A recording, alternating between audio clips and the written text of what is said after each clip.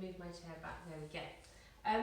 Okay, so this little video is just to give you some ideas about what you can do with your feet and your legs. If you're either in a chair, maybe you're in a wheelchair, or if you're just in a chair on the sofa or in the kitchen or whatever, perhaps that you need to be a little bit more sedate in terms of an operation that you might have just had, or other health conditions. So there's another video on here which is all to do with the upper body and the arms, but this video is to do with the lower half, with your feet. Essentially, there's quite a few exercises that we can do, so I just thought I'd go through them. Even maybe if you're in a hospital bed or in your own bed, then these are exercises that some of them you'll be able to do as well. So we're going to start, if we're sat, then let's try and be sat up in a correct position with our shoulders over our rib cage, over our hips, so we're not slouching or sort of sitting forward. So let's just try and be in this position where you might get a bit achy into the back, but that's really only good because you're working those muscles. And just very simply, we can just do these exercises, which if you've ever been on an aeroplane before, they often tell you to do some of these exercises. So you're just simply walking through your feet, pushing the toes down into the floor, and you're just getting a nice little stretch into those feet, and you're just waking up the calf muscles there, okay?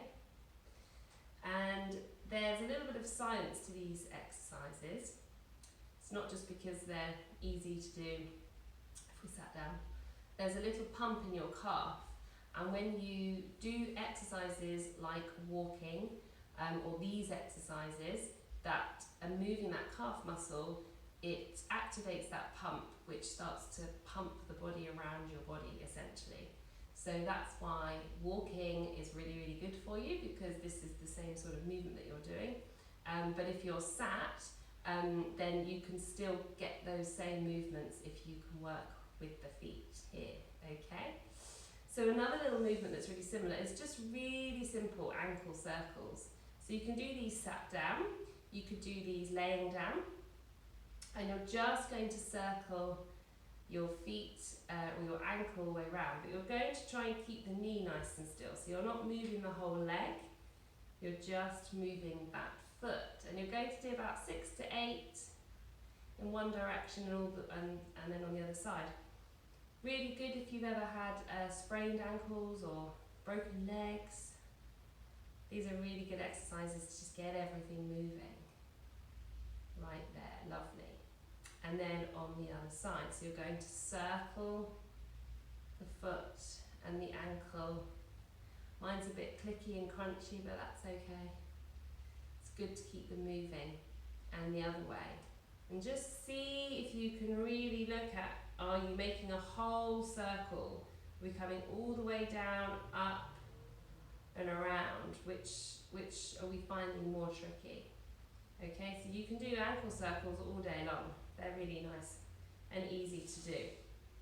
Okay, from there I'm going to show you a little exercise that you may or may not be able to do depending on where you're sat. You might need to sit towards the end of your chair if possible, and you have your legs out, and you're going to turn the knees out and draw them up, so you're opening up the hips, and then you turn them in and you slide them down, which is a bit tricky when you're sat on a chair. You can do this sat on the floor, drawing the legs up, and then you're turning the knees in here.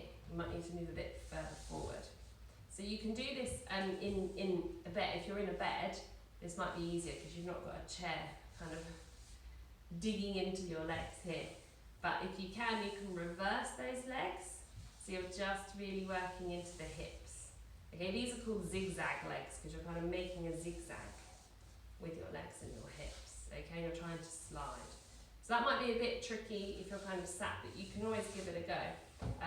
Or as I say, if you're on the floor or even in a bed, then you might find that a bit easier. You're essentially moving the legs out, drawing them up, turning them in and going down. So you're just opening up those hips there, okay? So if we come to the feet, there's actually a few exercises in Pilates for your feet. And you can do this with or without equipment. I've got a band here that you may or may not have lying about in your house. So if you laid something like that, or something soft, do you know it could even be like a t-shirt, to be fair.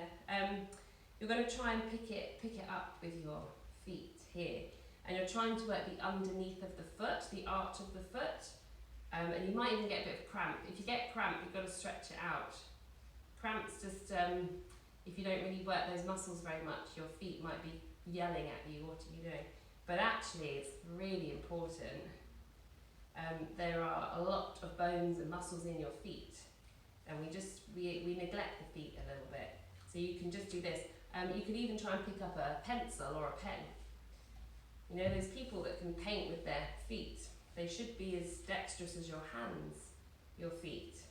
And what you're trying to do is move from the toes and pick it up. I can really feel that working in my feet. So it's just quite a good fun one to do. Or see if you can pick something up with your feet on the floor.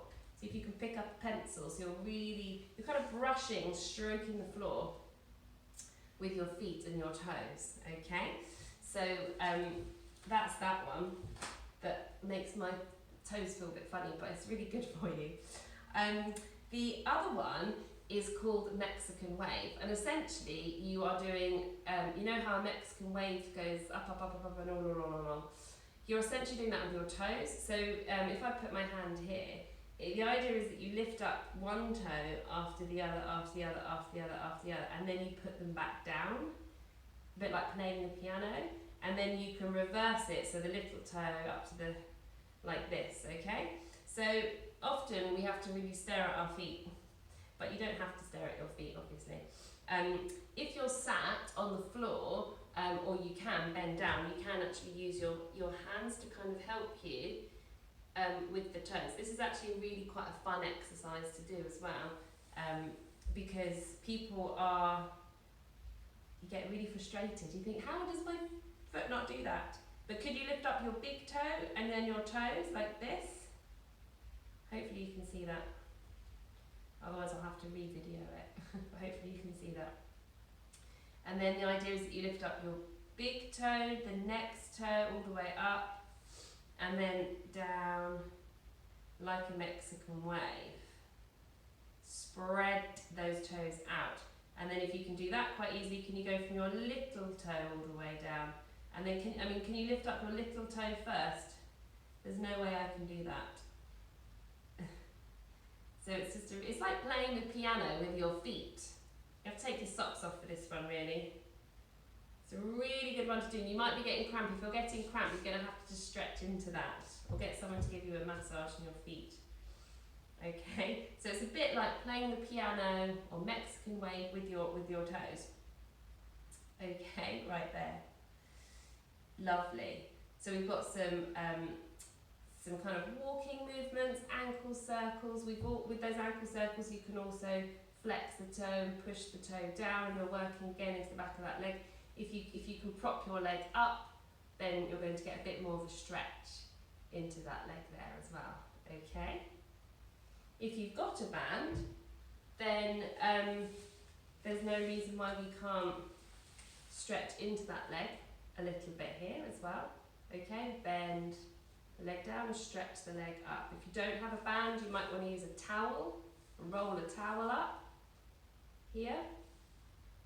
Okay, if the arms are okay to be doing that, then that's another option that you could do.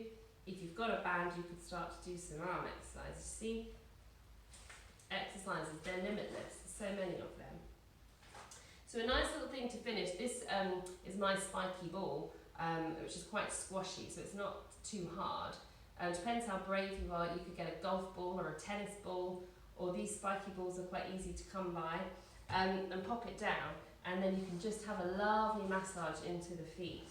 So if you've got anything similar, or a massage ball at home, or perhaps to add it to your next birthday or Christmas list, or treat yourself, they're only a few pounds, this is just so lovely. It's just a really lovely way to massage into your feet. There's so many sensors and receptors in your feet, and I just believe that we forget so much about our feet, and there's a lot going on with our feet that basically can affect our whole